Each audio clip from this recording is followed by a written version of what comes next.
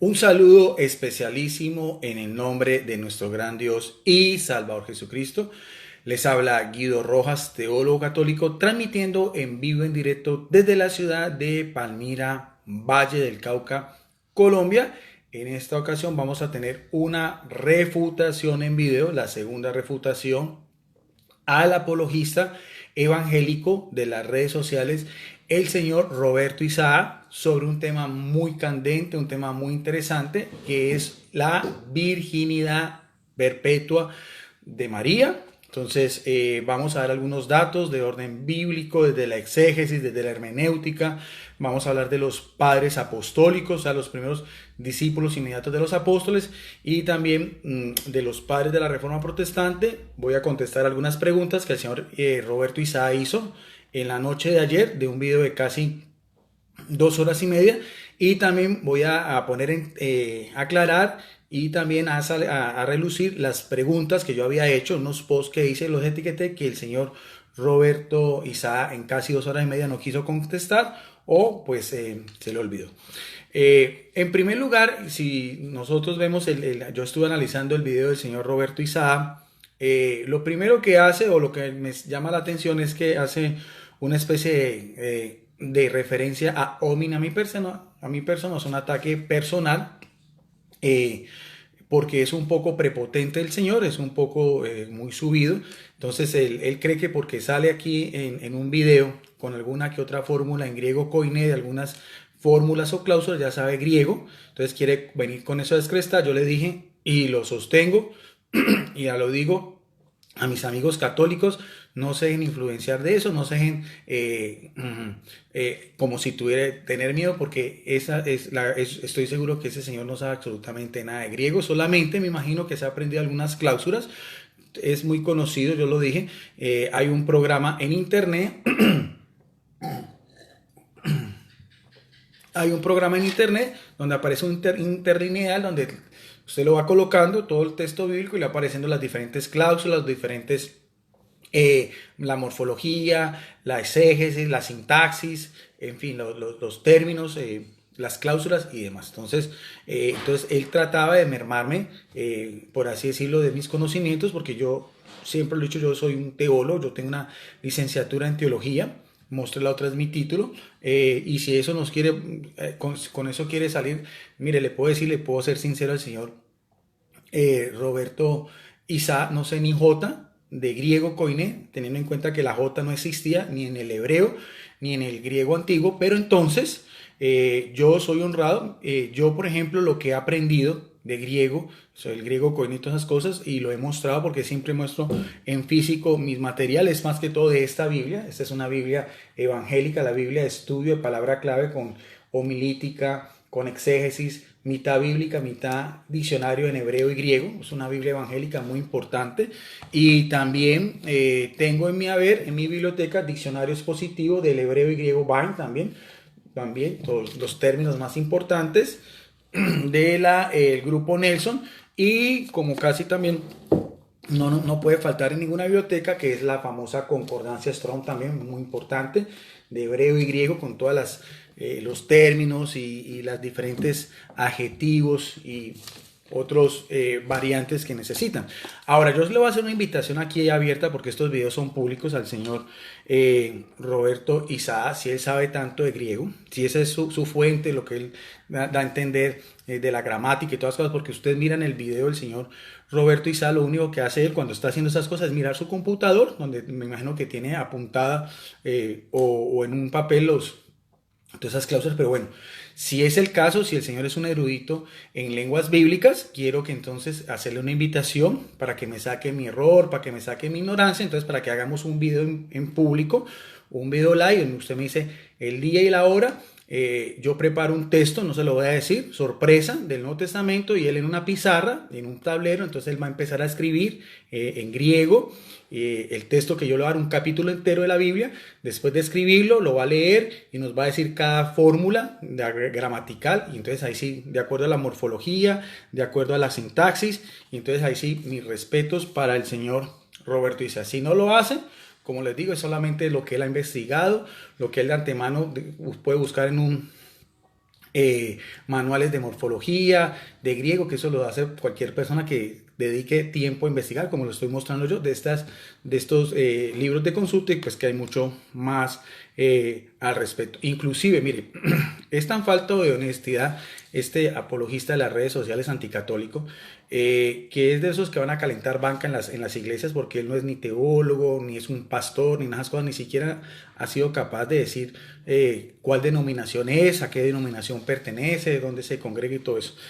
Inclusive que en el video pasado, ya en el primero, sacó a relucir a un historiador evangélico español, César Vidal, y en el video que hizo en la noche ayer sacó a relucir, ya cayó mucho más bajo, se fue con un filólogo, un filósofo agnóstico, también español, que se llama Antonio Piñeros, y sobre el tema pues del término adelfos, entonces empezó solamente, usted miren, lo ven diciendo al pie de la letra todo lo que era el pensamiento de este señor Antonio Piñeros. Pero si él sabe tanto griego, si sabe tanto morfología, ¿por qué él no hace sus propios estudios? ¿Por qué no nos muestra sus manuales de griego, de la sintaxis, de las cláusulas y todas esas cosas? Entonces nos ilustren eso.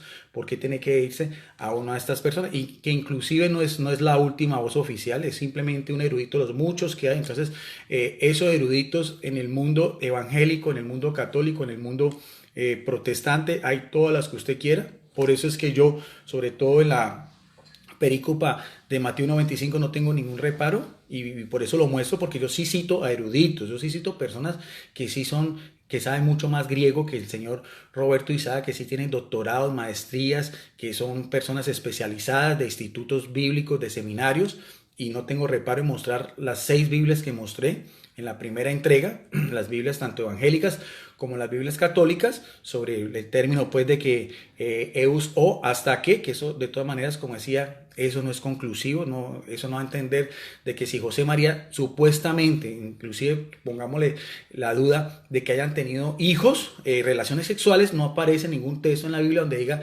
los hijos de María, ni cuándo nacieron, ni nada de esas cosas. Solamente se menciona hermanos de Jesús, pero en otro contexto que después lo vamos a explicar, que eso tampoco es definitivo. No hay forma en el griego koiné que el término adelfos usted lo pueda, por así decirlo, de forma definitiva, decir que se está refiriendo a hermanos de sangre de Jesucristo, porque como les digo yo, no hay un texto donde diga que María haya tenido más hijos, ni que estos hermanos de Jesús, que son José, Santiago, Judas y Simón, se llamen como hijos de María. No solamente en la Biblia, y eso no lo puede negar ningún apologista anticatólico, solamente se menciona a María como la madre de Jesús, y eso lo vamos a ver.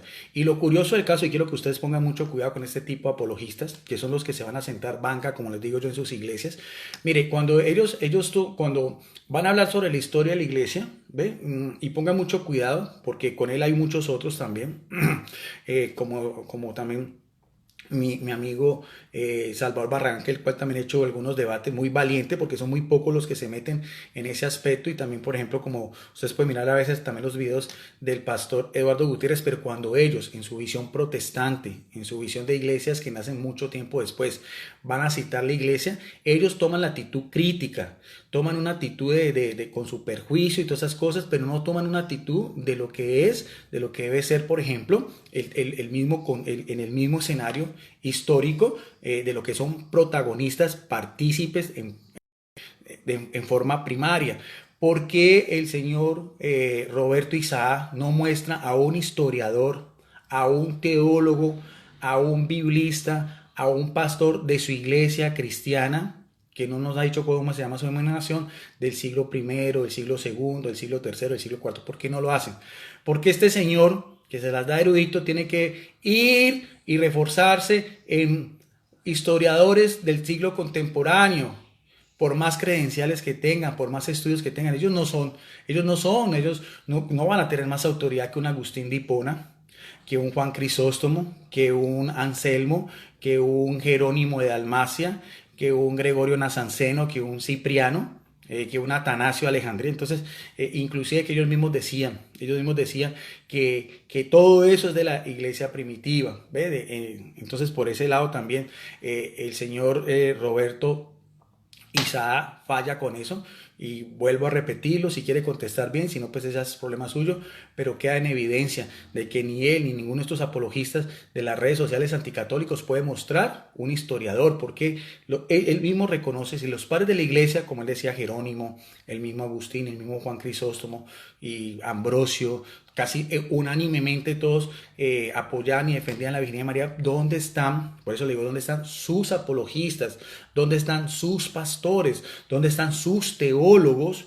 Sus eruditos en griego y todas las cosas que le reclamaron a ellos, a estos otros eruditos, sobre que María no era virgen y que los hermanos de Jesús eran en una forma carnal, refiriéndose pues a una relación sexual de José y María, y eso no lo pueden demostrar por ningún lado.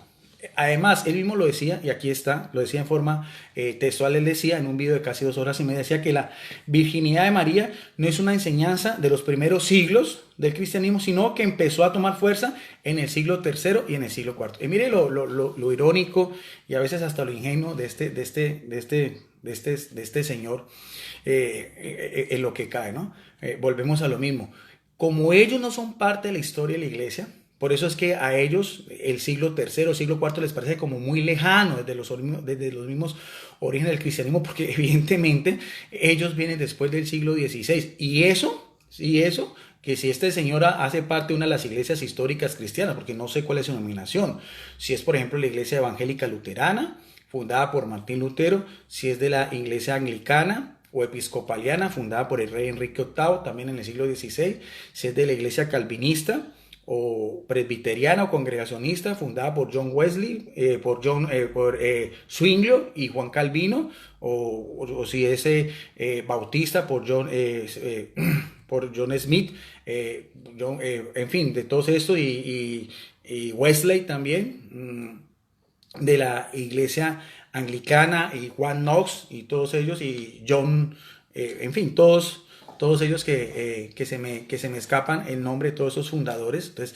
si es por lo menos de esas iglesias, si no vienen más de tiempo acá, si no es de alguna de esas iglesias cristianas que han nacido recientemente, entonces eso sería también muy interesante para mirar a ver, comparar también eso, porque el peso histórico evidentemente sí es importante. Es más, este señor que dice que tiene tantas obras, que tantos libros que consulta, que se dedica tanto tiempo a estudiar, y mire las incoherencias. Él le parece, por ejemplo, en el video pasado yo di como referencia eh,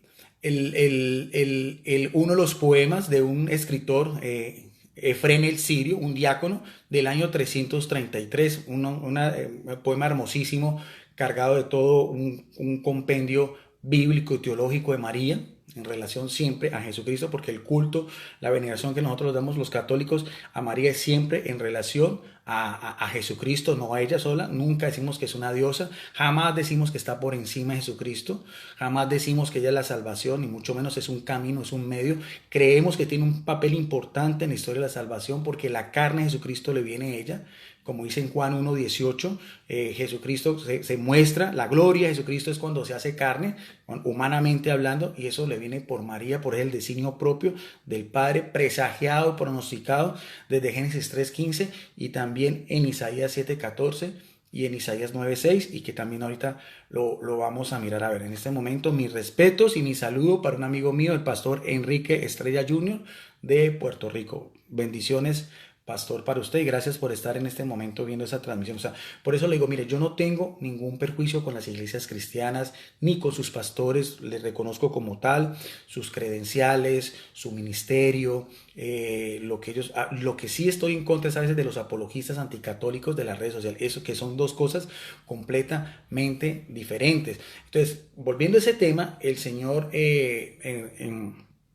Roberto Isaac, entonces decía que eso ya del siglo III, el siglo IV, ya para él eso no, es como un poco muy lejano, y él no tiene idea, o no estudió, o si fue un seminario, si yo no sé dónde se ha capacitado, si solamente ha sido un autodidacta. Pero cuando usted va a una facultad de teología, a un seminario, inclusive con los mismos eruditos protestantes que lo voy a mostrar, se puede dar cuenta que cuando se habla de la iglesia primitiva, o sea, la iglesia desde los primeros siglos, una cosa es la iglesia apostólica, o sea, la iglesia que nace con los apóstoles, la iglesia que viene, por así decirlo, hasta el siglo primero con la muerte del último, los apóstoles, testigo ocular y discípulo de Jesucristo, que es Juan, que murió hacia el año 101, 102 en Éfeso, Turquía. Eso es lo que conocemos como la iglesia propiamente apostólica, y después desde el siglo segundo, algunos historiadores sitúan lo que es la iglesia primitiva hasta el siglo quinto, inclusive hasta el siglo sexto y hasta el siglo séptimo. En ese periodo, entonces el señor Roberto Isaac creyó que lo que se metió fue un autogol, porque él decía que siglo tercero y siglo cuarto es el mismo ambiente de que los mismos historiadores protestantes, al igual que los católicos, reconocen que es el periodo de lo que se llama la iglesia primitiva, con sus padres apostólicos, que lo vamos a ver, o sea, los primeros escritores eruditos en la materia, que hacían comentarios de la Biblia, los que dieron, fueron los paladines y que combatieron todas esas herejías, que la otra vez también hablamos, de todas esas herejías que fueron surgiendo en los primeros siglos del cristianismo, donatistas, valentinianos, marcionistas, arrianos, eutiquianos, maniqueos, valentinianos, bueno, en fin, modalistas, todos ellos fueron los que combatieron. Y que tampoco puede negar, porque trató de hacer como una cortina de humo, diciendo que la iglesia primitiva no tiene nada que ver con la iglesia católica.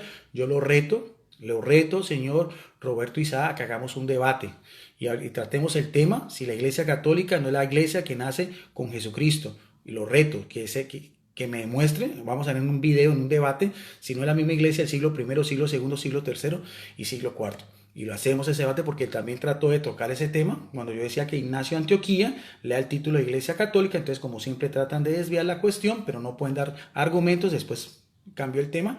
Si quiere, podemos tratar ese tema, un debate abierto sobre la historia primitiva, y lo podemos hacer. Mire, y le doy opción, le doy 3 canales evangélicos, que puede ser el canal del pastor Eduardo Gutiérrez, que tiene mucha audiencia, con el cual hice un debate la semana pasada con el pastor Manuel Lastra, es de mayor audiencia, o también el canal de mi amigo también, con el cual también hice un debate sobre la Virginidad de María, un amigo bautista también, en unos términos de cordialidad de educación, porque siempre la educación y el respeto de mis oponentes evangélicos también lo tengo que decir y ponerlo en público. El canal de Johnny Sawyer se llama Conociendo la Verdad, o también el canal de también mi amigo, con el cual también he hecho un montón de debates, porque todos son amigos míos, yo no los considero mis enemigos, que es el canal de Apologista Evangélico Barragán Salvador. Cualquiera de esos 3, y ponga usted el moderador, ponga usted las condiciones, los tiempos, y hacemos un debate, si quiere, sobre la iglesia primitiva, si es que pues entonces... para que también tratemos ese tema. Ahora, sin desviarnos del tema, porque él decía entonces que sí, que eso de la Virginidad de María ya del siglo III, a él en su mentalidad anticatólico le parecía como muy lejano, pero si vamos a comparar el siglo III, el siglo IV, al siglo XVI, que incluso lo va a demostrar, los padres de la Reforma Protestante no negaron la Virginidad de María, y eso guardó silencio, no lo quiso tocar, se hizo el loco, bueno, en fin, no le alcanzó el tiempo, 2 horas y media, no tocó ese tema, que se lo va a dejar para el final. Entonces, hasta le puedo demostrar que los mismos padres de la Reforma Protestante creían en la Virginidad de María. Entonces, si vamos a hablar del siglo III, el siglo IV, en relación después a estos tiempos, al siglo XX, estamos hablando casi un periodo de 16 siglos de ventaja sobre lo que es la Iglesia Católica. Vamos a mirar a ver, y vamos a desmentirle con eruditos protestantes en físico de mi biblioteca personal, que cuando se habla de iglesia primitiva, abarca siglo primero, siglo segundo, siglo tercero, siglo cuarto, siglo quinto, siglo sexto, incluso hasta el siglo séptimo, y lo voy a hacer de fuentes evangélicas. Mire, la primera de ellos es este libro que me llegó. Este libro es de un erudito, ojalá que lo citara, este sí es un verdadero erudito también. Justo L. González es un pastor, es un teólogo, es un historiador, ¿ve? Protestante, un escritor prolífero, en este que se llama Historia abreviada del pensamiento cristiano. Este es un libro sobre la historia del cristianismo, y aquí en su contraportada, los que lo tengan, para que no van a pensar que es mentira, si ustedes ven acá, aquí miren, verán, este sí es un erudito, ¿no? Este no es un simple aficionado, ni es un simple apologista empírico en las redes sociales. Esta es una persona que tiene credenciales universitarias, es una persona que tiene pues todo sus doctorados pues, en todas estas cuestiones. ¿Ve? Aquí está Justo L. González, estudió en el Seminario Evangélico de Teología de Matanzas, Cuba, mis respetos, ahí sí le, con todo, agacho mi cabeza, y se doctoró, pues un doctor en teología en la Universidad de Yale, Estados Unidos. Fue profesor del Seminario Evangélico de Puerto Rico. Mis respetos para un personaje como él. A un personaje esto sí le creo yo. A un apologista anticatólico de las redes sociales, qué pena me decirle, pero yo lo único que voy a hacer es refutarlos y contradecir. A un tipo como esto sí. Y mire lo que dice acá. Este tipo, este sí que es un erudito protestante, para que mire, verá, con eso le respondemos al señor Roberto Isaac, que no tiene ni idea de lo que es la iglesia primitiva. Dice así, la estructura de este libro es la siguiente. Dice, primera parte, y aquí aparece, aquí está, dice, primera parte, desde los inicios del cristianismo hasta qué, hasta el concilio de Calcedonia, que fue en el año 431, o sea, hasta el siglo V. La segunda parte es ya la teología medieval y la tercera parte desde la Reforma hasta nuestros días. O sea, que le demuestro primero que con un erudito, que lo que ellos se conoce como la iglesia primitiva abarca no solamente el siglo II, siglo III, siglo IV, sino hasta el siglo V. Y este sí es de un verdadero persona que sí ha estudiado la historia a profundidad y que puede darse el lujo de sacar un libro de esos de los muchos que tiene. Bien, pero no es solamente eso. Esta Biblia de estudio tras las huellas del Mesías también. Esta es una Biblia de estudio. ¿Ve? Esta es de la editorial Vida, una editorial evangélica. Aquí está. Es hecha por Ken Dobson. Aquí aparece. Este es Ken Dobson y ahí están todas sus credenciales. Es un pastor norteamericano. Hizo sus estudios, doctorado y todas esas cosas en la Universidad de Kent. Y estudió en Israel una maestría en geografía e historia del periodo del primer templo, Universidad de Jerusalén. Estudió también religión comparada con la escuela de Rutgers Internacional en la Universidad Hebrea. Mis respetos para un personaje como este, para Ken Dobson. Y veamos a ver lo que dice este erudito también. Aquí está, ¿ve? En su glosario. Aquí está, glosario, esta Biblia, ¿ve? Y aquí dice, padres de la iglesia, mire, aquí dice, padres de la iglesia, mire, está ahí. Vamos a mirar a ver este. Dice, expresión que alude a los hombres cuyos escritos ayudaron a interpretar las escrituras y establecer las doctrinas de la iglesia cristiana. Entre esas doctrinas de la iglesia cristiana, señor Roberto Isaac, no solamente está la parte cristológica, lo que es la Trinidad también, sino también cuestiones de orden de Mariología, como decir también la maternidad divina de María, que se definió en el concilio de Éfeso, y en contra del patriarca Nestorio. Entonces ahí también le respondo, y también todo lo que fue de las primeras herejías que hablamos anteriormente, de los que lo di de otro libro, sobre las primeras herejías de los que negaban la virginidad de María, como toda la gran mayoría de los padres de la iglesia, entre ellos Jerónimo, entre ellos Isidoro de Sevilla también, Juan Crisóstomo, en fin, Agustín de Hipona, todos ellos defendían la virginidad de María. Y vamos a mirar a ver que sigamos acá. Dice, expresión que hablo de los hombres cuyos escritos ayudan a interpretar las escrituras y establecer la doctrina de la iglesia cristiana. Los padres de la iglesia occidental son entre otros Agustín, que es del siglo V, Ambrosio, que es del siglo IV, Tertuliano, que es del siglo III, mientras que los de Oriente son entre otros Justino Mártir, que es del siglo II, y Clemente de Alejandría, que es del siglo III. O sea, esto es segunda fuente sobre lo que son padres de la iglesia y la iglesia primitiva para responderle al apologista anticatólico de las redes sociales, el señor Roberto Isaac. Y este otro, diccionario bíblico ilustrado Holman, también en diccionario evangélico, no es católico, es también de la editorial español, y dice acá, siempre lo he mostrado, mire, ustedes dice acá, es un diccionario que tiene un premio. Este es un diccionario. Dice acá, lo voy a leer. Asociación Editorial Evangélicas, mejor premio CEPA, mejor diccionario bíblico. Diccionario bíblico evangélico. Nótese bien. Veamos a ver. Cuando habla de los padres apostólicos, página 1177, aquí está. Dice, padres apostólicos. Veamos a ver. Grupo de escritores de la iglesia primitiva. Veamos a ver que sí existía una iglesia primitiva, algunos de los cuales conocieron a los apóstoles. Estos escritores no fueron agrupados ni se los denominó padres apostólicos hasta finales del siglo XVII. Esa primera colección titulada Padres Apostólicos incluía obras como Clemente, de Clemente Romano, que hemos hablado mucho de él, Ignacio de Antioquía, Policarpo de Esmirna, Bernabé y Hermas. Otras obras tales como la de Diagé, Diogeneto y Papías se han incluido frecuentemente en colecciones recientes. Los documentos, excepto Diogeneto y Papías, se descubrió aproximadamente entre el 96 y el 156 después de Cristo. Sin embargo, no se aceptan como parte del canon del Nuevo Testamento, como el Códice Sinaítico del siglo IV, se incluía la Epístola de Bernabé y el Pastor de Hermes y el Códice Alejandrino del siglo V, que incluía dos epístolas de Clemente. Y sigue diciendo, la colección de padres apostólicos, o sea, los que siguen después de los padres de la iglesia, incluyen también a Clemente Romano y habla pues del año de 1900, del año 96, habla de la G, la colección contiene también las epístolas de Ignacio, obispo de Antioquía, del 115, también habla sobre la epístola de Bernabé del año 135 y así sucesivamente. Y sigue diciendo, los padres, dice, en el siglo XX los eruditos agregaron varias obras más de los padres apostólicos, aunque todavía existían desacuerdo en cuanto a qué agruparlos y corresponde. Entre estas obras se agrega la epístola de Diogeneto, escrita por un autor anónimo.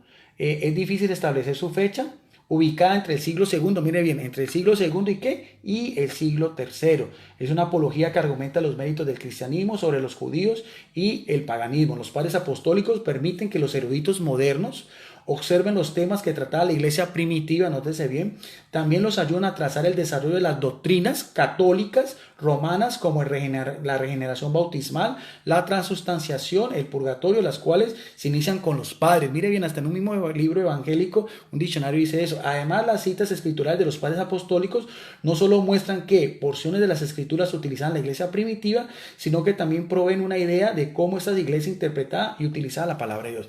Y eso es algo veraz, es algo justo, es algo que reconoce honradamente un erudito evangélico, como no solamente estas personas, la importancia que tenían, los cargos que tenían, como decimos, unos eran patriarcas, otros eran obispos, otros eran presbíteros, otros eran diáconos, sino también, no solamente por el conocimiento que tenían las Sagradas Escrituras, sino también, como dice acá, doctrinas también, no solamente, como decíamos, la divinidad de Jesucristo, la Trinidad, la maternidad divina, sino también otras doctrinas también más de orden de la Iglesia Católica. Y mire, relaciona a los padres de la Iglesia también con los primeros siglos del cristianismo. Ya con eso creo pues que le respondo al señor Roberto Isaac, que pues desconocía que el siglo tercero y siglo cuarto hacen parte de lo que se llama la iglesia primitiva. Y también decía en su video algo que también es hasta risible, y decía que el único, ojo bien, la única excepción de estos personajes que negaba a la Virgen de María, el único y que los sacaba a relucir como si fuera mucha cosa, era Tertuliano. Y lo databa del siglo segundo, y es una gran mentira. Tertuliano de Cartago murió en el año 220, por lo tanto, trasciende el umbral del siglo tercero. Y es el único. En relación, si vamos a mirar, a ver, uno de los solos padres, Tertuliano, que ponía en duda que María y José hayan tenido, que tenía más hijos, uno solo en contra de todos los demás, casi la unanimidad de todos los padres, tanto de la iglesia de Oriente como la iglesia Occidente, que sí están de acuerdo con el tema de la Virginidad de María. Entonces, por ese aspecto también fue muy débil el argumento del señor Roberto Isaac, tratando a relucir solamente con Tertuliano. Voy a responderle también algunas de las preguntas que hizo. Una de las preguntas es que no entendió bien cuando yo decía que la virginidad de María es integral, y eso está en la definición del dogma. Nosotros los católicos pensamos que María es integralmente virgen, o sea que no conoció varón, nunca tuvo relaciones sexuales con José, porque fue, ahorita lo va a demostrar, consagrada a Dios. Esa es la visión de orden teológica y mística de la Iglesia Católica, pero eso no excluye que haya tenido un embarazo normal, una gestación normal y un parto normal, porque las escrituras dicen, por ejemplo en el Evangelio de Lucas, que cuando le llegó el tiempo de dar a luz a María, que son las contracciones que tiene una mujer, pues tuvo a su hijo y en Belén, en una gruta, y lo envolvió en pañales, o sea que fue un parto normal con unas contracciones de una manera vaginal. O sea, la Iglesia Católica en el dogma como tal no dice que fue algo extraordinario, algo pues como si fuera sobrenatural, no, porque Dios obra, la forma como Dios obra es en las cuestiones naturales. O sea, y como le decía el ángel a María, para Dios nada es imposible. Pero nosotros, entonces, que si hubo rompimiento de himen y todas las cosas, eso es, y entonces que si abrió matriz, eso no tiene nada que ver con lo que es la Virgen María que nosotros pensamos, no desde el punto de vista de la fisiología en cuanto a lo que fue el parto, no en cuanto a que tuvo relaciones de coito con José, eso también quería aclararlo. Él decía también, decía una pregunta que si María había hecho un voto virginal, evidentemente no, en el sentido de que si nosotros vemos el Evangelio de Lucas, vemos que él mismo lo dice, decía, si aquí lo tengo, vamos a hacerlo de la Biblia de estudio Thompson, que esta Biblia es muy importante, ahora les voy a decir por qué. Si nosotros vamos al Evangelio de Lucas, no es sino que cualquier persona que quiera estudiar algo de Sagradas Escrituras, pues pueda cotejar esa información con la Biblia, y nos dice muy claro el evangelista, escritor griego, Lucas, también historiador, cronista, lo que nos dice lo que fue la anunciación, dice, y que con lo cual no es nada extraño, aquí aparece en la palabra de Dios, dice, anunciación del nacimiento de Jesús, al sexto mes, el ángel Gabriel fue enviado por Dios a una ciudad de Galilea llamada Nazaret, nos sitúa, a una virgen, en el sentido de que era virgen, no había sido todavía, no tenido relaciones sexuales, desposada, o sea que estaba comprometida, con un varón que se llamaba José, de la casa de David, y el nombre de la virgen era María. Y ahí pues y ahí empieza pues cuando el ángel le hace todo el anuncio. Entonces ese es el contexto. O sea, María era una mujer de 14, 16 años, estaba comprometida para casarse con José. Yo se lo expliqué en otros videos anteriores, los pueden ver en mi canal. Ese compromiso nupcial duraba casi un año y después ya se daba la boda como tal y ya lo que era la convivencia propiamente marital en el hogar ya de esta familia.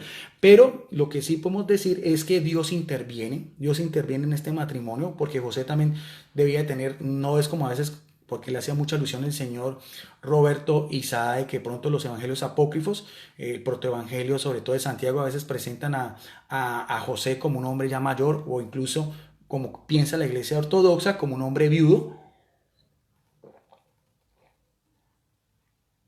Evidentemente eso no hay constancia, sabemos por la cultura judía que las mujeres se casan entre esa edad, 14 y 16 años, y los hombres en la edad entre 21 y 25 años. O sea, José era un hombre en toda la plenitud de su juventud. Solamente la Biblia aclara en el Evangelio de Mateo que era un hombre justo.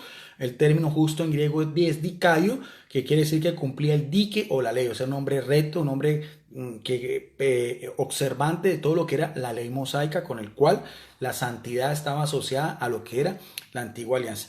Pero sí podemos deducir de un punto de vista de la mística, o sea, de un punto de vista teológico, esto es especulativo, como también es especulativo, como lo reconoce el señor Roberto Isaac, que María y José hayan tenido más hijos, porque eso no menciona la Biblia, no menciona ni el lugar, ni cuántos hijos tuvieron, ni mucho menos de que esos hermanos de Jesús sean hijos de María, eso no aparece en ninguna parte de la Biblia, y él lo reconoció honradamente, eso no aparece, no está en ninguno de los evangelios, simplemente son deducciones que hacen, porque dice el término, no la conoció Eus, y también de que ya en la vida pública de Jesucristo, pues hablan de hermanos, pero que eso no es algo conclusivo, y eso lo vamos a demostrar.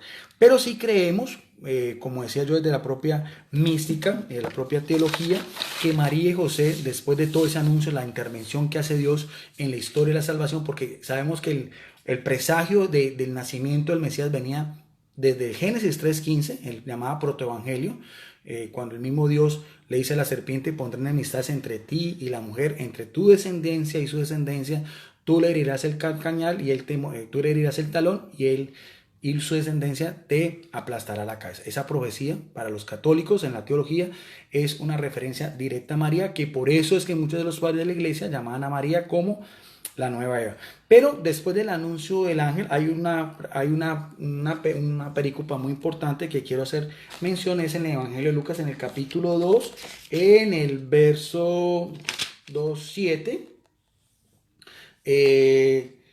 donde dice, perdón, Lucas 1:38, perdón, las palabras de María que le contesta al ángel, dice: entonces María dijo: he aquí la sierva del Señor. En otras traducciones dice la esclava, que viene del griego dulé, equivale para ambos, sierva, esclava, hágase conmigo conforme a tu palabra. Entonces nosotros notamos bien, si vamos a ese mismo ambiente de la cultura, lo que era una esclava, eran más mujeres que no tenían derecho a la libertad, su vida y su cuerpo y todo su ser pertenecían a sus amos, o sea, las mujeres esclavas nunca se dejaban su esclavitud, los hombres sí, y hacían parte también muchas veces, eran las mismas concubinas de sus amos, como es el ejemplo en el Antiguo Testamento de Agar, que era la esclava de Abraham, del cual nace su primer hijo, ¿ve? Ismael, del cual viene lo que es la descendencia de los ismaelitas o los maometanos, ¿no? Y después con su esposa, Sara, sí tiene un hijo que es Isaac, no es sino que usted mire ese mismo contexto. Entonces, cuando nosotros vemos que María dice, he aquí la esclava del Señor, es una esclavitud de orden ya definitivo. O sea, María ya va a ser parte como una esclava del Señor. Por lo tanto, ya su vida y su mismo ser está íntimamente ligado a Dios. Tan es así que después también, cuando va a visitar a su prima Isabel, nuevamente, también ella misma lo vuelve a decir. Dice en el verso 48, porque ha mirado la bajeza de qué? De su sierva. ¿Ve? O sea, sierva o esclava. O sea, nosotros pensamos que por eso es que María se consagró de una forma virginal y su vida también, su juventud estuvo al servicio de ser ella la progenitora, ser la madre de ese Mesías que esperaban con tiempo atrás, con mucha ansia, todo el pueblo judío. Podemos también deducir, porque es una deducción, de José, también podemos deducirlo si nosotros vamos al mismo evangelio de Mateo en el sueño que tiene José, perdón. Hay también algo muy interesante que podemos vincular, como le digo yo, desde el punto de vista de lo que es la mística, o sea, una forma de ver la teología, una forma más espiritual, con un lenguaje más elevado, así lo piensan los místicos y teólogos católicos, muchos visionarios y muchos santos. También en Mateo 1:20 dice también algo muy importante, lo que le dice en sueños el ángel a José, dice, y pensando él en esto, o sea, en que quería repudiar a María, es que un ángel del Señor se le aparece en un sueño y le dijo a José, vamos a ver lo que el anuncio del ángel dice, José, hijo de David, no temas recibir a María, tu mujer, porque va a ser su mujer, pero aquí viene algo muy importante, ya lo que debió haber sido ese matrimonio normal, que habían tenido muchos hijos, porque las mujeres judías en esa época, el prestigio de una mujer judía equivalía a dos cosas, que fueran buenas esposas y buenas madres. Por eso es que la esterilidad era vista como una desgracia. No es sino que nosotros veamos a lo que es el Antiguo Testamento, la Penuel, la madre de Sansón, y también la misma Sara también, que era estéril. Entonces todo ese mismo ambiente, también Isabel, pariente de María, con el sacerdote Zacarías. Entonces ese era el contexto, una mujer judía tenía que ser una buena ama de casa, una buena esposa y criar a sus hijos en ese ambiente del judaísmo de hace 2000 años atrás. Y eso es importante. Y esa información que estoy dando en este momento sobre ese judaísmo antiguo, a veces no la veo yo, que la relucen muchos apologistas, que si deberían de ser tan conocedores, si son tan eruditos en estas cosas de la Biblia, también deberían hacer alusión a eso, porque eso recrea y nos ayuda para entender el texto bíblico. Y siguiendo en el mismo texto, en ese mismo ambiente, mire las palabras que le dice el ángel a José. Dice, no temas recibir a María, porque lo que en ella es engendrado del Espíritu Santo es. O sea, evidentemente José se da cuenta que María en ese momento es un sagrario vivo, porque lleva adentro al Verbo, que es la segunda persona de la Trinidad, lo está gestando, carne y sangre que le viene a María en un proceso embrional y gestacional de 9 meses, y después cuando nace lo envuelve en pañales, lo presenta, es María la que presenta a los magos, quienes lo adoran, es María también la que lo alimenta con su leche, es María también la que le da la sangre, es María también la que está desde la cuna en Belén hasta la cruz en Jerusalén. Entonces, ante eso, ante ese anuncio que creo que a José le había quedado muy claro, de que María era una mujer ya preservada, predestinada, santificada, elogiada, porque como le dice el ángel, era la bendita entre todas las mujeres, la llena de gracia, la que el Señor está con ella, estaba con ella inclusive antes de la anunciación. Por eso es que nosotros pensamos que ese matrimonio se dedicó en un hogar santo, y no es que tenga nada de malo las relaciones sexuales y nada de cosas, y que evidentemente que no, Pero en todo caso, esa es la conjetura que hace la Iglesia Católica. Y nos respaldamos pues también en que, como le decía el señor Roberto Isaí, no lo puede mostrar, no hay un solo texto en los evangelios donde nos diga que José y María han tenido más hijos. No lo hay, no lo va a encontrar por ninguna parte. Solamente en la vida pública de Jesucristo aparecen y en contadas ocasiones, muy contadas ocasiones, muy esporádicamente, ni tampoco diga que esos hermanos de Jesús sean hijos de María, eso tampoco aparece.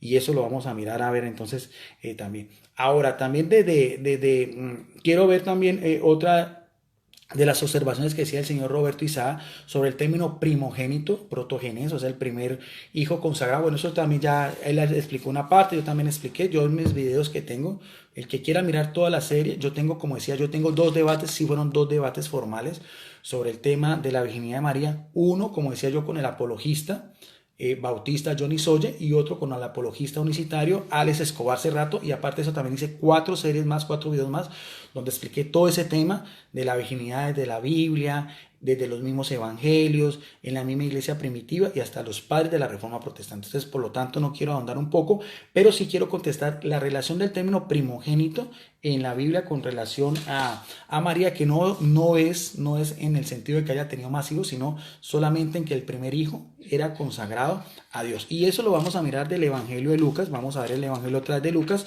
porque solamente Lucas y Mateo hacen mención a la infancia de Jesús, entonces por eso es que siempre tenemos a relación eso, porque ya Marcos habla directamente de la vida pública de Jesucristo, al igual que Juan, donde más hace alusión a lo que es la divinidad de Jesucristo. Pero entonces en el mismo Evangelio de Lucas, vamos a mirar a ver en Lucas, ahora sí, ese sí era el capítulo, Lucas capítulo 2, en el verso 7, dice sobre el nacimiento de Jesucristo, cuando José y María van al empadronamiento a Belén, porque José era descendiente de David, entonces tuvieron que ir a Belén. Entonces dice, y estando en Belén, y dio a luz a su hijo primogénito, y lo envolvió en pañales y lo acostó en un pesebre porque no había lugar para ellos en el mesón. Ahora, ese término que hace mención acá, Lucas, o sea, hace relación o hace mucha alusión a la progenitura, hijo primogénito, no es en relación a que María haya tenido más hijos, porque si no, el mismo Lucas debió haberlo colocado. Lucas, que inclusive habla de Jesucristo hasta los 12 años de edad, enmudece completamente, guarda completamente silencio sobre el nacimiento y lo que fue la crianza de los otros hermanos de Jesús. Porque si vamos a hablar de cuatro hermanos de Jesús y dos hermanas, contemporáneos casi de la vida de Jesucristo, o sea, cuando Jesucristo tenía unos 2, 3 años, ya había habido un hermano, y así cuando tenía 5 años otro hermano, cuando tenía 7, 8 años otro hermano, cuando tenía unos 10 años otro hermano, y cuando tenía unos 12 años ya había haber tenido por lo menos mínimo unos 3 hermanos. Y curiosamente el mismo Evangelio de Lucas no hace mención a esos hermanos, cuando hace alusión de que ya a los 12 años van a Jerusalén. Y de hecho, eso sí me pareció muy curioso que el señor Roberto Isaac, cuando hice unos posts sobre eso, colocó, no sé si en forma de burla, irónicamente lo dijo, él decía que la razón por la cual no se mencionaba a otros hermanos de Jesús era que porque cuando Jesús estaba en el templo, usted quedó, María estaba cuidando a sus hijos menores, y eso es completamente falso. Si usted va a hablar del Evangelio, que eso está en el Evangelio de Lucas, en el mismo capítulo 2, verso del 21, dice que cuando, en el verso 41 hasta el verso 52, que ahorita lo vamos a leer, no menciona hermanos menores. Pero volviendo al tema del primogénito, ese texto de Lucas 2.7 va en relación a lo que aparece después en el verso 21 y 22, que tiene que ver con la misma ley mosaica, con la misma promesa que se hizo a Abraham, a Isaac y Jacob, en ese mismo ambiente, de que el primer hijo que nacía de una mujer tenía que ser consagrado a Dios y tenía que presentarlo a Jerusalén con una ofrenda, y eso es a lo que hace relación el Evangelio de Lucas. Sino que el señor Roberto Isaac me desmiente, si se va a ir por ese lado, por esa rama de que primogénito es en relación a los otros hermanos, entonces que me diga a mí el texto donde Lucas habla también de los otros hijos que tuvo María, y no lo que estoy diciendo yo, porque eso lo va a demostrar acá. Dice aquí la palabra de Dios, y dice en el verso 22 del mismo Lucas 2. Y cuando se cumplió los días de la purificación de ellos, o sea, la purificación conforme a la ley de Moisés, la mujer que tenía que purificarse, purificación no en el sentido de que María era inmunda o era pecadora, no, purificación en el sentido de la misma ley mosaica, eso es lo que usted lea todo lo que es el Antiguo Testamento, dice acá, le trajeron a Jerusalén a Jesús y presentado al Señor, como está escrito otra vez en la ley del Señor, o sea, en la ley mosaica, en lo que consigna en el Pentateuco, los 5 primeros libros del Antiguo Testamento, que los judíos llaman como la Torá, la enseñanza, y que la misma tradición judía la atribuye a Moisés. ¿Qué era lo que hicieron ellos? Todo varón que abriera matriz será llamado santo al Señor. Y para ofrecer conforme lo que dice la ley, un par de tórtolas o 2 palominos. O sea, a eso es que se refiere. Entonces, cuando los apologistas evangélicos quieren hacer alusión a Jesucristo como primogénito de María, en el verso 7, la relación, porque cuando uno estudia Sagrada Escritura, esa es una regla de lo que es el estudio de la Sagrada Escritura, es que un texto tiene que ir en relación o la concordancia de textos bíblicos. O sea, Lucas 2:7 va en relación del versículo 22 y versículo 23. Ahora, si usted mismo va a ver en el mismo Evangelio de Lucas, y eso es algo que ningún apologista me ha querido responder, ¿cómo es posible que a los 12 años de edad Jesucristo ya había tenido mínimo unos 3, 4 hermanos y el mismo Evangelio no lo dice? Y el señor Roberto Isaac, no sé si lo dijo como es en forma de burla, pero en todo caso decía que María estaba cuidando a los hijos menores y que por eso no se dio cuenta que su hijo mayor estaba en el templo, porque se había quedado, usted no es sino donde dice del versículo 41 al 52, y estoy utilizando una Biblia evangélica, ¿no? Esta no es una Biblia católica, esta es una Biblia evangélica, Biblia de Estudio Thompson, de la Reina Valera del año 1960. El texto dice, iban sus padres todos los años a Jerusalén a la fiesta de la Pascua, y cuando tuvo 12 años subieron a Jerusalén conforme a la costumbre judía. ¿Quiénes subieron a Jerusalén, señor Roberto Isaac? Está hablando un cronista, que es Lucas, que no se le escapó nada, porque él mismo dice al principio de su evangelio que hace una detallada relación a su amigo Teófilo de todos los acontecimientos que tiene que ver en la vida de Jesucristo. Así mismo lo dice en el prólogo.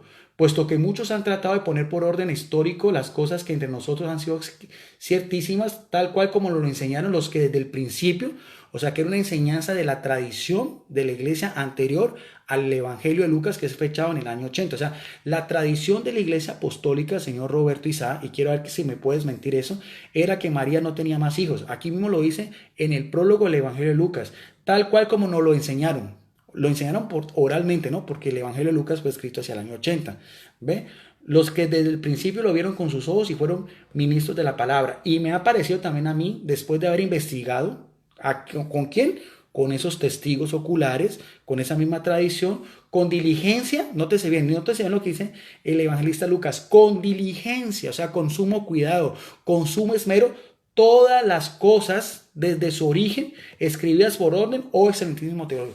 Las cosas desde su origen, desde el nacimiento de Jesucristo, desde la anunciación anterior y también desde el anuncio con Zacarías, desde el nacimiento de Juan el Bautista, del nacimiento de Jesucristo, cuando fue circuncidado, cuando es presentado también en el templo y también aquí mismo cuando dice de 12 años, si es cuidadosamente. ¿Cómo es posible, señor Roberto Isaac, que el evangelista Lucas haya dejado pasar por alto esto? Porque él mismo dice, él para nada menciona hermanos menores de Jesús. Iban sus padres todos los años a Jerusalén a la fiesta de la Pascua, y cuando tuvo 12 años subieron a Jerusalén conforme a la costumbre de la fiesta. Al regresar ellos, ¿quiénes son ellos, señor Jorge Isaac? Simplemente aquí lo dice el texto, y usted, aquí no me puede usted utilizar que morfología, que sintaxis, que gramática, porque el texto es escueto, es sencillo. Dice, acabada la fiesta se quedó el niño Jesús en Jerusalén sin que lo supieran. ¿Quién? Mire bien, ¿quiénes no se dieron cuenta? José y su madre. ¿Cómo es posible si Jesús hubiera tenido otros hermanitos? Ustedes saben que los niños son tan curiosos, a veces son tan boquisueltos. ¿Cómo es posible que María y José no le haya preguntado a alguno de sus hermanitos menores sobre su hermano mayor? Y mire que el texto no lo dice. Entonces, ¿a quién le creo yo? Esa es la pregunta que yo hago como un teólogo. ¿A estos apologistas aficionados de las redes sociales o a un escritor? Porque esto señor Roberto Isaac, no es Enrique Piñeros, no es César Vial, esto es fuente primaria. Esto es fuente primaria. Esto es de un escritor sagrado del siglo I, testigo de toda esa tradición, como él mismo lo está diciendo, como lo vimos en el prólogo. Y sigue diciendo el texto. Sigue el texto para que después no protesten. para que no sean injuriosos, no sean calumniadores y no digan cosas que la Biblia no dice. No difamar así la integridad de María porque no lo dice. Ustedes están deduciendo eso como buenos protestantes contra la Iglesia Católica que tiene esa tradición de 21 siglos. Y ahorita lo voy a demostrar también de que los mismos padres apostólicos hablaban sobre el tema. Y sigue diciendo, pensando que estaba entre la compañía anduvieron camino un día y pensando y buscaron entre los parientes y los conocidos. Nótese bien, mire lo que dice el verso 44. ¿Entre quiénes lo buscaron? Entre los mismos parientes y conocidos, no entre sus hermanitos menores. Y eso voy a explicar por qué. Porque las caravanas judías que viajaban, por ejemplo, para las fiestas, sobre todo eran 3, 4 días de camino, recorrían cada día unos 30 kilómetros. Las caravanas judías estaban de la misma manera, tenían que atravesar a veces por territorio agreste, en lo que era la Judea, en el sur, cerros y partes desérticas. Entonces los hombres iban de primeros, los niños iban en el centro y las mujeres iban atrás. Cuando pasa un día de camino, José y María no se dan cuenta de que el niño se ha perdido, porque precisamente no porque tuviera tenido hermanitos menores, sino porque Jesús estaba en el grupo de los niños. Y aquí mismo lo dice, ¿entre quiénes lo buscaron? No lo buscaron entre sus hermanitos menores. Y ninguno de sus hermanitos menores le dijo a José y María que se había quedado, sino que ¿qué hicieron ellos? Sigue siendo el texto. Lucas, fuente primaria. Estos no son ni eruditos ni historiadores contemporáneos como cita el señor Roberto Isaac. Yo le creo más a Lucas, eso sí, con todo respeto que se merece el señor Roberto Isaac. A ver que desmiente este texto. Que desmiente este texto como lo estamos haciendo versículo a versículo. Sigue diciendo, pero como no lo hallaron, ¿entre quiénes? Entre sus parientes y conocidos, no entre sus hermanitos menores, volvieron a Jerusalén a buscarlo. ¿Quiénes? José y María, no más. Y aconteció que 3 días después le hallaron en el templo sentado en medio de los doctores de la ley, oyéndoles y preguntándoles, y todos los que lo oían se maravillan de su inteligencia y su respuesta. Cuando le vieron se sorprendieron. ¿Quiénes se sorprendieron? José y María. Qué mujer tan desnaturalizada, óigame bien. Qué mujer tan desmadrada podría ser María, que va a buscar a su hijo mayor y deja a sus hermanitos menores, inclusive algunos debían de tener, para esa época, si Jesús tenía 4 hermanas y 3 hermanas, imagínense que María debe haber tenido también un hijo de brazos, por lo menos un niño bien pequeño, o sea, y los dejó por allá con algún pariente por ir a buscar al mayor. Eso que me lo expliquen, que me lo explique cualquier apologista, cómo pueden ustedes desmentir al Evangelio de Lucas. Cuando le vieron se sorprendieron y le dijeron, y le dijo su madre, hijo, ¿por qué nos ha hecho esto así? ¿A quién? Solamente a José y María.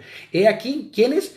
Tu padre y yo te hemos buscado con angustia. Solamente los que viajan a Jerusalén, solamente los que están en esa peregrinación con 12 años son solamente ¿quién? José, María y Jesús. Entonces él le dijo, ¿por qué me buscáis? ¿No sabes que en los negocios de mi padre me es necesario estar? Mas ellos no entendieron las palabras que les habló. Y descendió con ellos. ¿Con quiénes? Con ellos. Mire bien, Lucas, ¿cómo va a ser posible, Dios mío, que él haya hecho una narración tan cuidadosa y haya dejado pasar por alto que en 12 años Jesucristo no haya tenido hermanitos menores?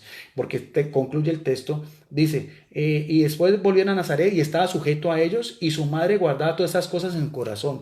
Y Jesús crecía solito, porque aquí no dice que crecía en compañía de sus otros hermanitos, crecía solamente Jesucristo en compañía de José y María. Por eso es que también le decía yo al señor Roberto Isaac que a Jesucristo se le conoce solamente como el hijo del carpintero. Cuando Jesucristo empieza su predicación y va a Nazaret, la gente decía, ¿no es este el carpintero y el hijo del carpintero? Solamente se reconoce que Jesucristo era el carpintero. ¿Por qué? Porque ese hogar en Nazaret solamente lo conformó por 30 años José, María y Jesús. Y eso es del Evangelio de Lucas, fuente primaria.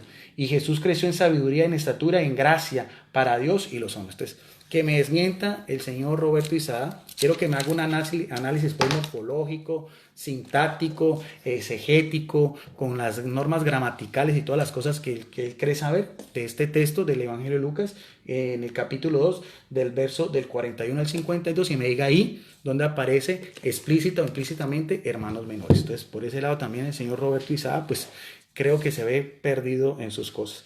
Ahora, algo que también es importante es que la virginidad de María va íntimamente ligada a la maternidad divina. O sea, ambos acontecimientos, uno profético y otro en cumplimiento, tienen que ver directamente con la relación de María. Vamos a verlo. Esto es con Biblia, esto es aquí con fuentes primarias. Vamos al mismo profeta Isaías, profeta mayor, que él ha llamado como el quinto evangelio, escrito hace unos 800 años antes de Cristo. Vamos entonces a mirar a la profecía de Isaías en el capítulo 7, verso 14, en esta Biblia evangélica, que también tengo una sorpresita de esta Biblia también evangélica, de un erudito, un biblista, ¿ve? Dice Isaías 7:14, por lo tanto el Señor, o sea, el Adonai, el Dios Todopoderoso, el Shaddai, el Eterno, el Olam, el Hashem, como lo llaman los judíos, dará una señal. Veamos a ver cuál va a ser la señal. He aquí que la Virgen, aquí sí aparece el término virgen, Alma o Betula, concebirá y dará a luz un hijo y llamará por nombre Emanuel. Esa era la señal, profecía que se encontraba en Isaías. La doncella, o aquí aparece la virgen, concebirá y dará a su hijo y llamará por nombre Emanuel.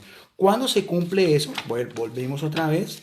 Tenemos que ir otra vez al Evangelio de Lucas. Esa es la promesa. El cumplimiento de ese acontecimiento se da directamente en María. Dice así, otra vez en el Evangelio de Lucas, capítulo 1, verso del 39 en adelante. En aquellos días levantando María de prisa a las montañas, fue a las montañas en la ciudad de Judá y entró en la casa de Zacarías y saludó a Elizabeth. Y aconteció que cuando oyó Elizabeth la salutación de María, la criatura en su vientre, o sea, Juan Bautista, prenato, fue saltó en su vientre y Elizabeth fue llena del Espíritu Santo, o sea, fue llena de la gracia divina. Estar llena del Espíritu Santo, está llena de la tercera persona de la Trinidad, que es el Paráclito, o sea, el Espíritu de la verdad. Y exclamó a gran voz, exclamó no de una forma eufórica, no personalmente, sino exclamó llena del Espíritu Santo. ¿Qué dice? Le dijo, bendita tú a María entre las mujeres y bendito el fruto de tu vientre. Doble bendición para María y para su hijo. ¿Por qué se me concede esto a mí? Que la madre de mi Señor venga a mí. Porque tan pronto como llegó la voz de tu salutación en mis oídos, la criatura saltó de alegría en mi vientre. Y bienaventurada la que creyó, porque se cumpliría lo que fue dicho de parte del Señor. ¿Qué era lo que había hecho de parte del Señor? Isaías 7:14. O sea, si nosotros vamos a ver desde el punto de vista de la teología bíblica, la virginidad de María va intrínsecamente ligada, no se puede desviar de lo que fue que ella era la madre del Señor, o sea, su maternidad divina, o sea, que ella humanamente dio a Jesucristo en su humanidad, porque en su divinidad es preexistente, o sea, a través de todos los tiempos, como aparece en el prólogo del Evangelio de Juan 1:1, en el principio era el verbo estaba con Dios y el verbo era Dios, teniendo en cuenta que la partícula principio es argese, que quiere decir sin tiempo, sin distancia, sin una cronómetro o un tiempo establecido, sino que viene desde toda la eternidad en el mismo puesto, en la misma dignidad en que se encontraba el Padre con el Hijo. Entonces, porque el señor Roberto Isaac hacía mención que después del nacimiento de Jesús, ¿por qué no se menciona que María es siempre virgen? Porque la virginidad de María era la promesa de su maternidad. Entonces, cuando María ya ella cede, es la esclava del Señor, como aquí mismo lo dice, entonces ya el título que ya la va a identificar a ella, como lo dice Isabel llena del Espíritu Santo, es la madre del Señor, o sea, la madre del mismo Emanuel, de Jesucristo, de Jesús, que quiere decir Yahvé salva o Dios es salvación. Y es por eso que ya la maternidad divina de ella, o sea, de ser ella la madre de Jesús, es como aparece en los evangelios. Y lo vamos a mirar a ver de dos citas bíblicas. Y es tal el acontecimiento, o sea, es tan importante eso, el papel de María en la historia de la salvación, como vimos desde Génesis 3:15, desde Isaías 7:14, y como vemos acá, de Lucas capítulo 1, verso del 39 en adelante, ¿ve? Hasta el 45, que por eso es que María inmediatamente después dice, porque ha mirado la bajeza de su sierva el Señor, y porque aquí que desde ahora me dirán bienaventurada toda la generación. O sea, María tiene una bienaventuranza propia, porque su virginidad, su esclavitud a Dios, el ser ella la sierva del Señor, el ser ella la escogida entre todas las mujeres, la que era tan bendita como su vientre, va a ser la misión especial, única. Porque María, esa misión no se la va a quitar nadie. La relación directa de María con Jesucristo es por siempre, aún en el cielo, porque todavía Jesucristo en el cielo lleva las marcas, como le mostró en la resurrección a Tomás, de las heridas de los clavos y el costado, esa carne y esa sangre, ese cuerpo humano le viene a María. La sangre que derrama Jesucristo en la cruz es enteramente María en su humanidad. Entonces, la relación de María con Jesucristo va a ser para toda la eternidad. Y eso que me lo desmienta si estoy diciendo alguna herejía de orden teológico. Por eso es que María ya se identifica en la Biblia como la madre del Señor. Y solamente se habla de María como la madre de Jesús. Y eso lo reconoció el señor Roberto Isaac. No hay un solo texto donde diga que María es la madre de Jesús, de Santiago, de José, de Simón y de Judas. No, siempre dice María, la madre del Señor. Y la partícula ahí es kai, relación, o sea, diferencia entre un término y otro término, y sus hermanos. Vamos a mirar a ver, que María es madre de Jesús, así se le identifica. Vamos a verlo de dos textos. Esta vez vamos a ir al Evangelio de Juan. Uno, al inicio del ministerio público de Jesucristo, en Juan capítulo 2, versículo 1. ¿Ve? Lo que fue las bodas de Cana. Ya vamos a... Mire que hemos hablado de Isaías, hemos hablado de Mateo, hemos hablado de Lucas, hemos hablado de los padres de la iglesia. ¿Ve? Definimos y le explicamos al señor Roberto Isaac su error de orden histórico, que pensaba que en el siglo IV eso era una cosa por allá como muy lejana. Es el mismo periodo de tres eruditos bíblicos, padres de la iglesia, con iglesia primitiva, desde el siglo II hasta el siglo V, o inclusive hasta el siglo VI y VII. O sea, es la misma relación, en que los mismos escritores sagrados afirmaban y combatían las herejías que negaban la virginidad de María. En el Evangelio de Lucas, en el capítulo 2, verso 1, dice bodas de Caná. Al tercer día se hizo unas bodas en Caná de Galilea, y estaba allí, ¿quién dice? La madre de Jesús. Solamente dice el Evangelio de Lucas. Y fueron también invitados a la boda Jesús y sus discípulos. Y mire bien que si usted ve el texto, solamente después de que aparecen esos acontecimientos, ya lo último en el verso 12 dice: después de estos descendieron a Cafarnaún, él, su madre. Aquí ya aparecen sus hermanos. O sea, los hermanos no fueron invitados a la boda. Sí fueron invitados Jesús, María y los discípulos. Y estos hermanos, mire, esta es otra relación.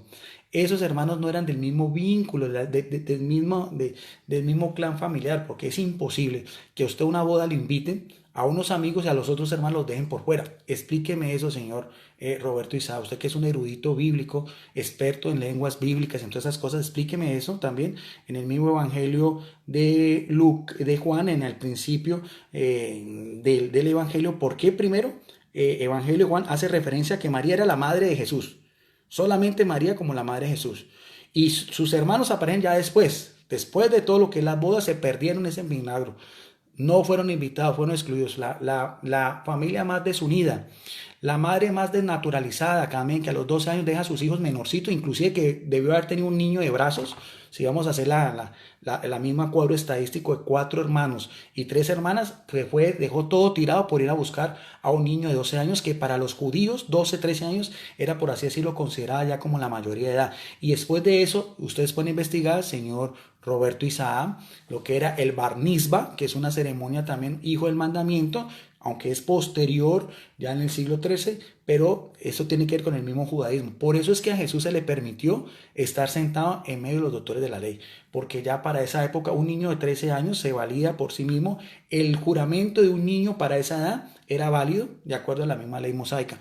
¿Cómo es posible que María y José dejaran tirados a sus hijitos menores, algunos de brazos, de pronto uno de pecho, por ir a buscar a su hijo mayor? Eso no son falacias, no son solamente argumentos de orden bíblico. Aquí también, Evangelio de Lucas, de Juan, empezando el ministerio público de Jesucristo, los hermanos de Jesús están completamente excluidos. Solamente aparecen ya en importancia los primeros discípulos de Jesucristo. Y solamente se menciona a María como la madre de Jesús. Y también, si vamos a ir un poco más, 3 años después también, en el mismo Evangelio de Juan también, porque el señor Roberto Isaac decía que se puso a la tarea de decir cuántas veces la Biblia hablaba de María, y en todas esas no vio un solo texto donde dijera que María era también la madre de Santiago, José, Judas. No lo pudo encontrar y no lo va a encontrar. Así sepa griego, chino, japonés, cantonés, italiano, y quiera leer la Biblia interlineal, bilingüe, lo que sea, no lo va a encontrar. O sea que sus normas gramaticales para estas cuestiones no le sirven, quedan de sobra, porque el texto no lo dice por ningún lado. A ver, más adelante también en Juan capítulo 19, versículo 25, vamos a encontrar también otra referencia. También vamos a buscar también en esta Biblia evangélica también, Juan capítulo 19, verso 25, en el momento de la crucifixión y muerte de Jesús, dice también la palabra de Dios: estaban junto a la cruz ¿Quiénes están junto a la cruz? Dice, están junto a la cruz de Jesús, su madre. O sea, otra vez lo mismo, su madre. Y la hermana de su madre, María, mujer de Cleofás, y María Magdalena. O sea, nuevamente, el mismo Evangelio de Lucas también lo veíamos. No hace alusión a hermanos de Jesús. Y eso que cuidadosamente investigó todo, ¿no? Cuidadosamente hasta los 12 años. Evangelio de Juan también. Al principio del ministerio público de Jesús, en las bodas de Caná y aquí en la crucifixión, solamente se menciona a María como la madre de Jesús. Bueno, vamos avanzando un poco más. Eh, Bien, veamos a ver también sobre el término hermanos, Adelfo, que también pues tanto boga y tanto pataleo, patadas de ahogado hacen estos apologistas de las redes sociales, de iglesias que a veces no tienen más de 100 años ni 50 años, porque por eso le decía, muéstreme Señor Roberto Isaac, un historiador suyo, un teólogo, un pastor del siglo segundo, del siglo tercero, que negara la Virgen María, ahí sí, mis respetos, ahí sí, me agacho la cabeza y me quito el sombrero. De resto... Eso sí, no tiene forma de demostrarlo. Sobre el término hermanos Adelfo, que también eso hacen tanta bomba y todas esas cosas. Veamos a ver, mire, que sea el mismo Jesucristo. Que sea el mismo Jesucristo. No César Vidal, no Antonio Piñón, que sea el mismo Jesucristo quien nos diga qué es el término hermano en el pensamiento de Él, en Jesucristo, el Verbo de Dios encarnado, la palabra que se hace hombre, cuyas palabras son verdad y sabiduría. Veamos a ver, Evangelio de Lucas capítulo 8, verso del 19 al 21. Vamos otra vez al Evangelio de Lucas. Esto es un paseo bíblico que le estamos dando al señor Roberto Isaac para que no sea tan bocón ni tan presuntuoso ni nada de esas cosas. Si investigó un mes, aquí va a tener que investigar unos 5 años más para poder contestar todas esas cosas, si es que se digna contestarlo, ¿no? Ahí están todo eso. Explíquelo el Evangelio de Lucas también, explíquelo las bodas de Caná, explique también en la cruz por qué no se menciona a otros hermanos de Jesús. Bien, en el Evangelio de Lucas capítulo 8, verso del 19 al 21, dice también la palabra de Dios, Lucas 8, 19 al 21, la madre y los hermanos de Jesús. Mira bien, aquí ya es un acontecimiento ya. Solo aparecen los hermanos de Jesús en la vida pública y desconocen todo. Estos, mire qué familia tan desunida. ¿Cómo es posible, me hace usted a mí creer, que en 18 años que cohabitaron, no, en 18 años no, 30 años que cohabitaron Jesús con sus otros hermanos, cuando el episodio donde Jesús se autoproclama su mesianismo ante José y María, así no está, si sus hermanitos se quedaron con otros parientes, no me vaya a hacer mía creer, señor Roberto Isaac, que en todo ese tiempo, en 18 años, jamás, nunca le llegó a contar José y María lo que pasó en ese momento, porque cuando vemos en la vida pública de Jesús, los hermanos de Jesús no creen en nada en él, sufren de amnesia. Explíqueme eso. ¿Sufrían de Alzheimer los hermanos de Jesucristo? ¿No se daban cuenta de que ya su hermanito, su hermano mayor, había autoproclamado que él era el Hijo de Dios, que él había venido, que todas las profecías y promesas del Antiguo Testamento, Jesucristo con sus otros 4 hermanitos, señor Roberto Isaac, Santiago, José, Simón y Judas, no iban a las sinagogas? Como era la costumbre, si usted conoce lo que es el judaísmo antiguo, sinagogas, escuelas religiosas, cuando Jesucristo empieza su vida pública y va a Nazaret, no lo identifican solamente como el hijo del carpintero, y en todo ese tiempo donde Jesucristo coge el rollo de Isaías y lo abre, y esa profecía está a él, no va a ser posible que estos hermanos de Jesús desconocieran todo eso. Para ellos era una completamente cosa inaudita, hasta pensaban que Jesucristo era un loco. Imposible que estos hermanitos de Jesucristo no vayan durante todo ese tiempo en las sinagogas estudiando los mismos rollos cuando el mismo Jesucristo se autoproclama como tal, más lo que había pasado a los 12 años y ellos no desconocen eso. Explíqueme eso, porque eso sí realmente no me cabe en la cabeza. Y son argumentos lógicos, no son falacias, no son nada fuera del tema, porque estoy dando todo lo que es el mismo contexto, porque yo sí conozco lo que es el judaísmo antiguo. Y desmiéntame si los niños judíos no iban a las sinagogas y si no conocían, no tenían que todos los preceptos, todas las oraciones, asistir a las mismas peregrinaciones en todo ese mismo ambiente, ¿ve? Y los hermanitos de Jesús nunca se dieron cuenta de que Él era el profetizado, el anunciado por las naciones. Veamos ahora en la vida pública de Jesucristo, porque curiosamente solo aparece en la vida pública del Señor. Ni el Evangelio de Mateo, que el señor Jorge quizá no lo quiso responder, cuando dice Mateo, después de que él hace tanto énfasis, repite y repite que Mateo 1:25, que no la conoció, eso son relaciones sexuales, evidentemente, porque en el capítulo 2 de Evangelio de Mateo ya habla como decíamos, de los magos, y cuando Jesús tiene 2 años de edad y va y regresa, haga esa cuenta, si usted conoce la historia, eso ha pasado casi 4 años y no se menciona tampoco hermanos menores. Explíqueme eso, por favor, es que eso no lo puedo entender. Entonces decía el señor Roberto Isa, no, es que el evangelio es cristocéntrico, eso no es importante, los hermanos de Jesús no son importantes. ¿Cómo es posible? A ver, veamos la lógica. Para estos apologistas anticatólicos, los hermanos de Jesús no son importantes en la infancia, ¿no? Pero sí son importantes en la vida pública. ¿Cómo así? Eso no tiene lógica. ¿Por qué desligan una cosa a la otra? Si los mismos evangelios también hablan de la infancia de Jesús, lo demostré con el evangelio de Lucas. Solamente en la vida pública Jesús aparece, y mire, en contadas ocasiones. ¿Por qué ser una familia tan unida? ¿Por qué no invitan en las bodas de Caná a estos otros hermanos? ¿Qué clase de familia es esa? Porque María sí conocía a los parientes, porque María estaba antes, dice el Evangelio de Juan, que María estaba ahí, como toda mujer judía, ayudando a los preparativos de los novios. Se presume que eran conocidos. Y hombre, ¿qué clase de novios son esos que realmente sí hicieron ese desplante a la familia de Nazaret? Porque de pronto ya José había muerto, ¿no? Pero solamente invitaron al hermano mayor, y no era económicamente, porque también fueron sus discípulos, ¿no? Y ya haber tenido unos 4 o 5 discípulos que eran los hijos de Zebedeo, Santiago, Santiago el mayor, Juan, Andrés, Pedro, y de pronto también Bartolomé. O sea que hubo 5 invitados más, pero estos hermanos no aparecen por ningún lado. Bien. Dice también el Evangelio de Lucas, la madre y los hermanos de Jesús. Entonces su madre y sus hermanos vinieron a buscar a Jesús. Nótese, mire bien cómo dice, la madre y sus hermanos. No los hijos de su madre, como él tanto hacía alusión al Salmo. No, no aparece. Eso no aparece en los Evangelios. Esa profecía que él trata de hacer del Salmo 88, el que decía él, o el Salmo 89, bueno, que él tanto hacía alusión en este momento, no aparece esa acotación en el Nuevo Testamento. O sea, no hay un solo pasaje en el Nuevo Testamento donde diga los hijos de María, no aparece. Debería ser, porque si vamos a hacer concordancia bíblica, señor Roberto Isaac, debería ser. Y mire bien acá, entonces su madre y sus hermanos vinieron a él, pero él no podía llegar, pero no podían llegar hasta él por causa de la multitud. Y le avisaron diciéndole, tu madre y no los hijos de tu madre, sino tu madre y tus hermanos están fuera y quieren verte. Entonces respondió Jesús y le dijo, mire, respuestas de Jesús. Vamos a ver a quién le creo más. A César Vidal, a Antonio Piñeros, a este apologista de las redes sociales, o al propio Jesucristo. Versículo 21 del Evangelio de Lucas.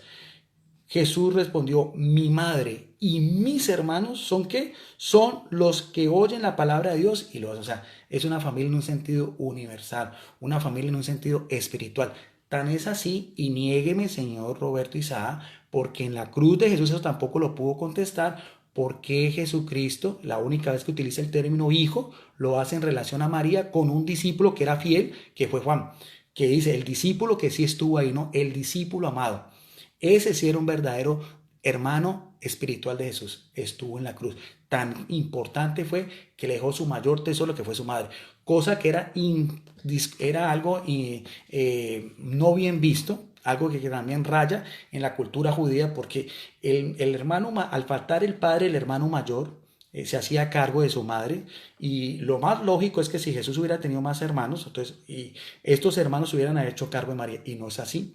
Jesucristo se ve en la necesidad que un discípulo, porque este Juan era hijo de otra mujer, de la madre de los Zebedeos, ella es la que se encarga, él es el que se encarga de cuidar a María. Entonces, eso tampoco me lo ha podido explicar ningún apologista. Entonces, vuelvo a repetir, el término hijo que utilizan, que tanto hace relación al Salmo 89:6, no me acuerdo en este momento, se me escapa, pero él lo tiene. En el Nuevo Testamento, y eso se lo expliqué, y eso no lo quiso contestar. En palabras de Jesucristo, el término hijo, filius, es en relación a un discípulo, y no ni a Santiago, ni a José, ni a Judas, ni a Simón. ¿Por qué? Porque no eran hermanos carnales. Y aquí mismo Jesucristo dice, mi madre y mis hermanos son todos los que hacen la voluntad. Él no dice, no, estos sí son hermanos carnales, porque él decía, ¿no? Que el erudito Antonio Piñero decía, sí, son hermanos carnales. Aquí no lo dice. Aquí Jesucristo dice, todos los que hacen la voluntad son mi madre, en un sentido general. Pero no es el único caso, en palabras propias de Jesucristo. Vamos a ver también, en otro episodio, vamos otra vez al Evangelio de Juan, capítulo 20, verso del 11 al 18. Vamos a mirar a ver. Esto es un estudio de Biblia sistemático, señor Roberto Isaac. Un texto con otro texto, un tema relacionado con otro tema. Biblia evangélica, Mateo capítulo 20, verso del 11 al 18. Espero que me conteste esas preguntas, ¿no? Espero que me conteste lo de los dos, el Evangelio de Mateo, después del destierro de la Sagrada Familia, ¿por qué no se mencionan hermanos menores? Lo de Jesucristo con 12 años, que usted decía que María se había quedado cuidando a sus hermanitos, eso lo dijo en uno de los textos.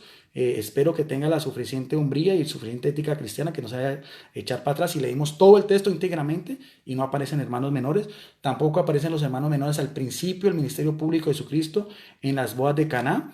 Tampoco en la cruz relaciona a Jesús con un discípulo en una relación directa, madre a tu hijo y a tu madre, en un sentido filial, espiritual y no carnal, porque Juan no tenía nada que ver con otros hermanos de Jesús. Y ninguno protestó. No protestó ni Santiago, no protestó ni Simón, no protestó Judas, no protestó ninguna de las otras hermanas, no, todas aceptaron que Juan se encargara de María. Explíqueme eso porque no entiendo eso, eso no me cabe en mi cabeza. Como usted es un erudito bíblico, especialista en lenguas bíblicas, entonces espero que me lo explique y ojalá que me lo explique todo en griego koiné, ¿no? Quisiera que usted hiciera todo un texto, todo un capítulo morfológica y de sintaxis también en una pizarra para que nos demuestre que usted sí sabe griego, ¿no? Porque yo no sé griego, pero usted me lo demuestra. Ahí está la invitación, don Roberto Isa. Espero que me invite a mí y usted me invita y yo le doy el texto y usted en una pizarra nos va a explicar todo eso y nos da clase de todo eso, gramática y todo eso, que usted es un experto y nos va a demostrar que usted no está utilizando un interlineal, ni está utilizando libros ni consulta de otros eruditos como lo hizo de Antonio Piñeros cuando habló del término hermano, que lo decía todo al pie de la letra con puntos y coma. Bien, en el Evangelio de Juan capítulo 20, verso del 11 al 18 va a haber otra declaración de Jesucristo, fuente primaria, Evangelio de Lucas, personaje principal Jesucristo. O sea, que el mismo Jesucristo nos diga quiénes son sus hermanos para él. Nada de eruditos, ni nada de historiadores contemporáneos, no. Jesucristo, Evangelio de Juan, capítulo 20, verso del 11 al 18. Jesús se aparece a María Magdalena. Biblia evangélica Thompson, una Biblia de estudio evangélica, ¿no? Sin ningún tipo de comentario ni nada, solamente el texto escueto como tal. Pero María estaba afuera llorando junto al sepulcro y mientras lloraba se inclinó para mirar dentro del sepulcro y vio a dos ángeles con vestiduras blancas que estaban sentados, el uno a la cabecera y el otro a los pies, donde el cuerpo de Jesús había sido puesto. Y le dijeron: mujer, ¿por qué lloras? Les dijo: porque se han llevado a mi Señor y no sé dónde lo han puesto. Cuando había dicho esto, se volvió y vio a Jesús que estaba allí, mas no sabía que era Jesús. Jesús le dijo: mujer, ¿por qué lloras? ¿A quién buscas? Ella, pensando que era el hortelano, le dijo: Señor, si tú te has llevado, dime dónde lo has puesto y yo lo llevaré. Jesús le dijo: María. Volviéndose a ella le dijo: Raboni, que quiere decir maestro en arameo.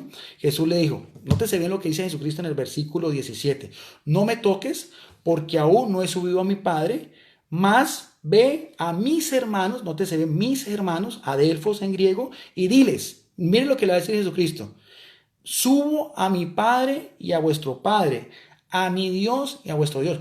Palabras textuales de Jesucristo. Vamos a ver para Jesucristo quiénes son sus hermanos. Ahora, esto sí, pues, el que refute esto, pues ya refutará al propio Jesucristo. Ahí sí ya no puedo hacer más, pues. Vamos a ver si Jesucristo llama hermanos a Santiago, José, Simón y Judas. No, sigue diciendo el versículo 18. Fue entonces María Magdalena para dar a quienes, a los discípulos, la nueva de que habían visto al Señor y que él había dicho estas cosas.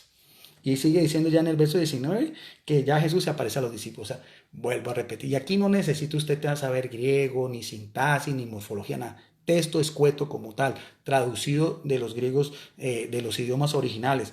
Vuelvo a repetir. ¿Quiénes son los hermanos para Jesucristo? Explíqueme esto, pues, señor Roberto Isaac, a ver qué diferencia hay, porque para Jesucristo sus hermanos no son ni Santiago, ni José, ni Juan, ni Simón, al menos pues que ya los desconozca, ¿no? Que eso también sería algo bien interesante, o sea, que un hermano mayor desconozca a sus otros hermanos, los deje a un lado, de acuerdo pues a todo lo que era el contexto, lo que eran las familias, pues en todo el precepto, lo que era todas las leyes que aparecen en el Antiguo Testamento, la importancia de la familia como núcleo central, pero para Jesucristo sus hermanos son solamente, dice, ve y dile a mis hermanos, subo a mi padre y a vuestro padre. Y fue entonces María Magdalena para darle a los discípulos la nueva de que habían visto el Señor. O sea, los hermanos de Jesús son ¿cuáles? Sus discípulos. Y la única vez que utiliza el término hijo, filios, es en relación, mater en griego, a María en relación a un discípulo. Bien, bueno, ahí está.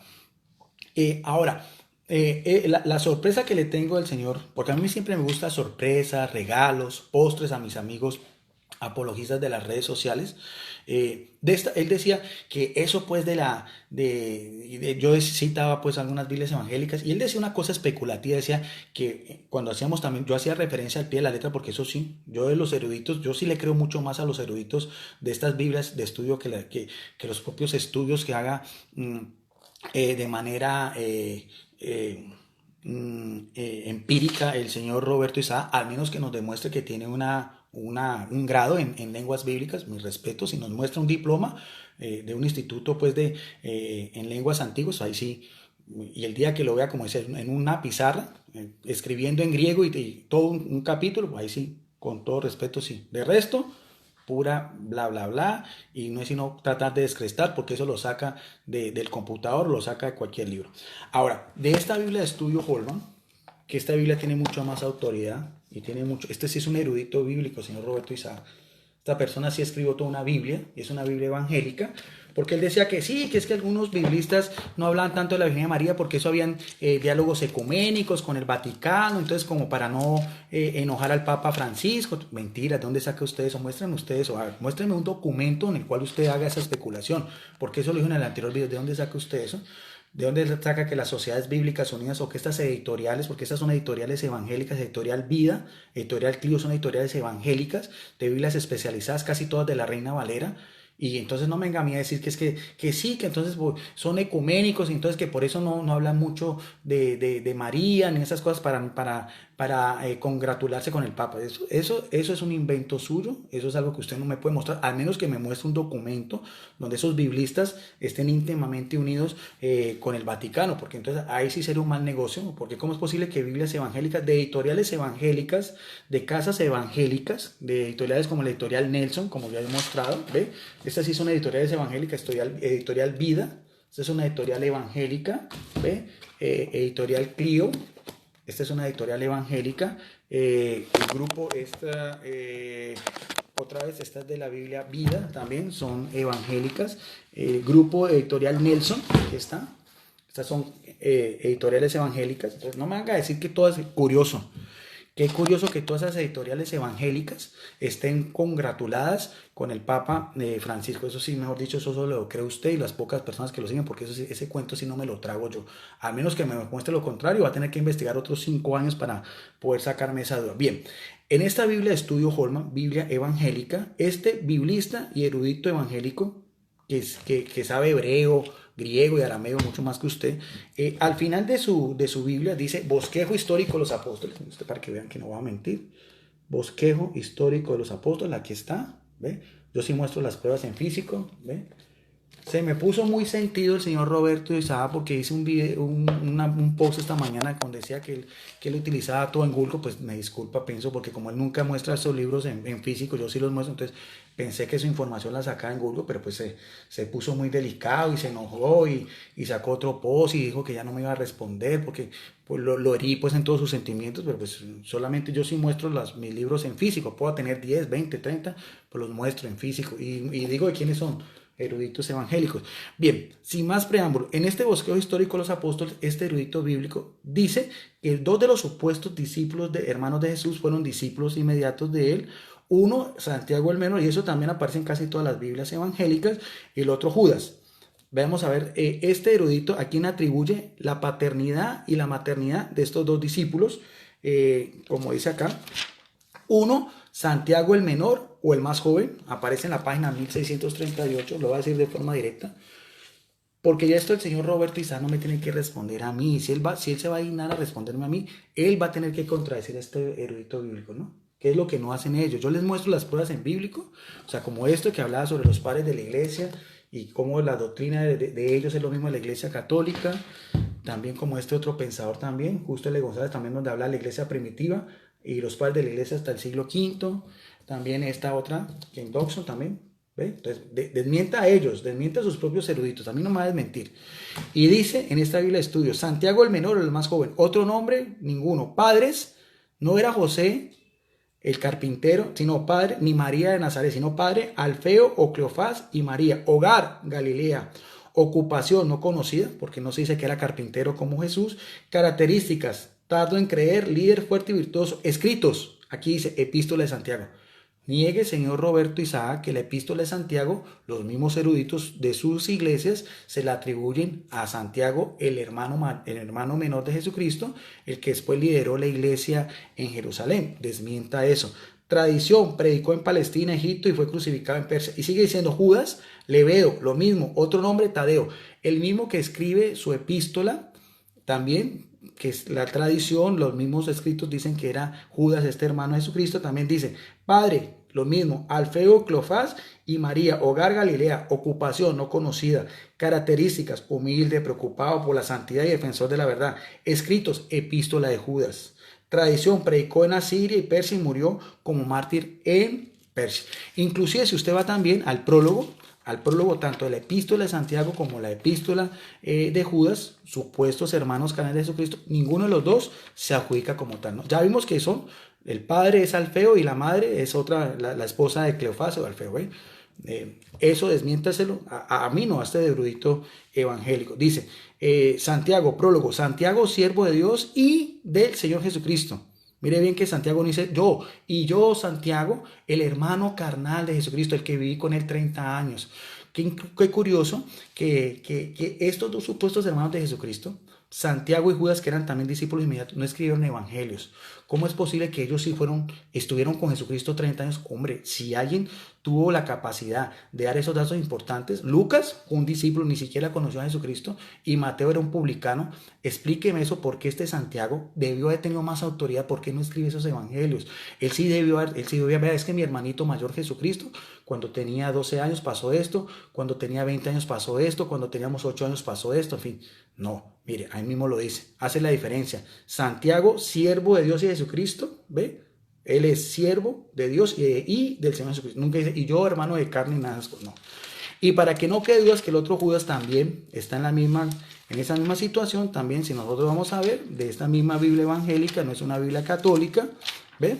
Para que después no digan, porque es que estos apologistas me contradicen a mí, pero no contradicen a sus escritores, no es contradicen a sus teólogos, a sus pastores, a sus biblistas, lo mismo. Prólogo del evangelio, de la carta de Judas. Judas, siervo de Jesucristo y hermano de Jacobo. O sea, ¿de cuál Jacobo? No es Jacobo el mayor, ¿no? Que era el hermano de Santiago, el hermano de Juan. El primero que murió, que fue degollado en tiempos de Herodes. No, este otro, Judas y Jacobo o Santiago, es el mismo nombre, ¿no? Que después la Biblia dice que era, también se le da el nombre de hermano y que fue el que lideró la iglesia en Jerusalén. Pero en esta propia Biblia dice que sus padres no eran ni José ni María, sino que uno que se llamaba Alfeo o Cleofás y que era otra María. Entonces, ese es otro interrogante para que el señor Roberto Isaac me desmienta. No a mí, vuelvo a repetir. Ojalá que tenga la valentía y la gallardía de desmentir a esta Biblia de estudio Thompson, Reina Valera de 1960 de la editorial Vida. Bien. Ahora, no quiso contestar el señor Roberto Isaac una pregunta que yo le hice. ¿Por qué los padres de la Reforma Protestante que protestaron contra la Iglesia Católica, que llamaban al Papa como el Anticristo, a la Iglesia Católica como Babilonia la Grande, cómo es posible que estas personas que son eruditos bíblicos, y lo dije, Zwinglio fue un sacerdote, o sea que tenía formación bíblica y teológica, Juan Calvino fue también un teólogo, el primero era suizo, el otro era francés, John Wesley también fue un clérigo anglicano, después dio a la iglesia metodista, inclusive hasta el mismo Enrique VIII, que también, si no lo sabe el señor Roberto Isaac, se lo voy a decir, Enrique VIII también, él al principio de la Reforma estaba en favor de la iglesia católica y él escribió un tratado de apología contra Martín Lutero, se lo dejo a tarea. Y él tampoco, Enrique VIII negó la virginidad de María porque también tenía algún conocimiento de Biblia y teología, porque también le refutó a Martín Lutero. Y el mayor de todos, el que es considerado el padre de la Reforma Protestante, eso no lo digo yo, lo dicen los mismos estudiadores, sacerdote y monje, doctor en Sagradas Escrituras, profesor universitario, Martín Lutero, en sus 95 tesis que él escribe contra la Iglesia Católica y que las clava en la puerta de la Iglesia de Wittenberg, y que después también escribió libros contra el papado, contra la cautividad de Babilonia y todo eso. Jamás en todo el periodo de Martín Lutero como padre de la Reforma negó la virginidad de María.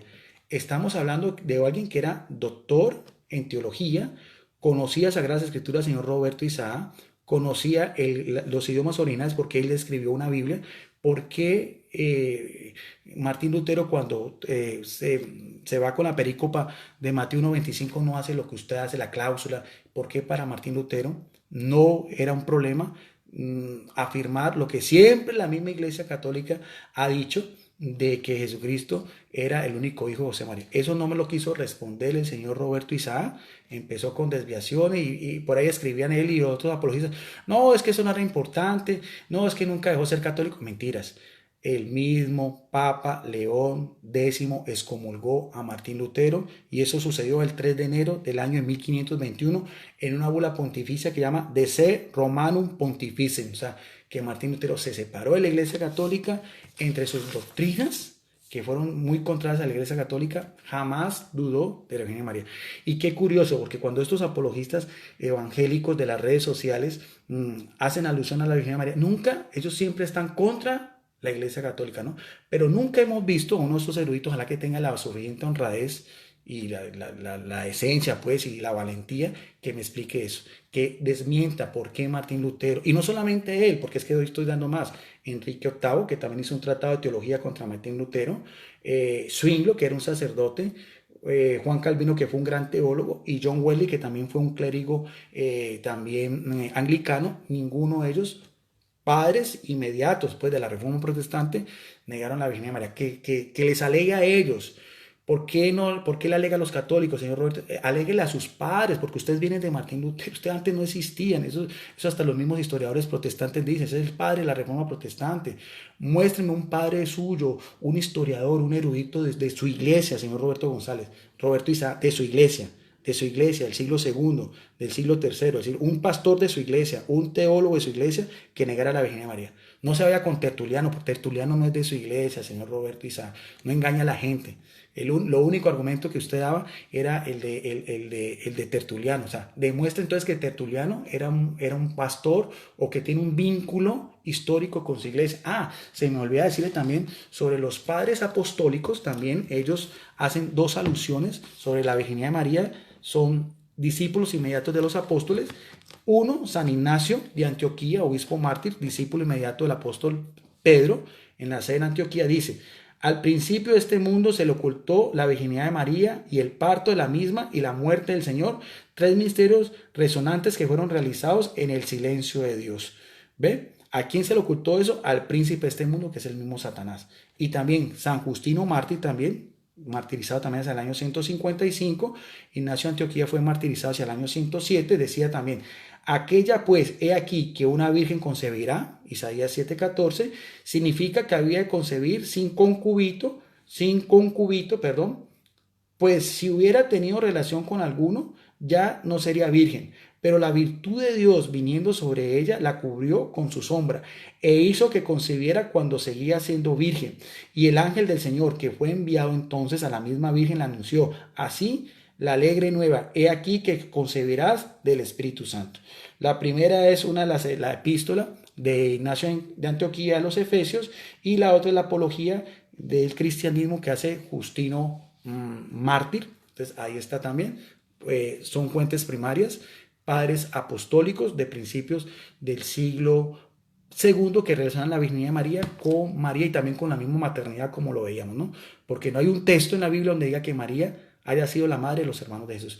Y ni Justino mártir ni Ignacio de Antioquía, jamás, que también conocían pues la Biblia, entonces jamás relacionaron el término hermanos como si fueran de sangre, ni tampoco llegaron a decir que José y María tuvieron más. Entonces, Eso es la historia de la Iglesia Católica, esa es la teología, estos son nuestros eruditos, nuestros doctores de la Iglesia, la tradición, los primeros, las herejías que combatió el catolicismo y lo vimos, lo explicamos también con la Biblia. Bien, hasta ahí creo que fue más que suficiente, fue todo pues, eh, como se dice aquí en mi país, le di sopa, caldo y postre al señor Roberto Isa. Ojalá que conteste los interrogantes, porque ya los contesté, ¿no?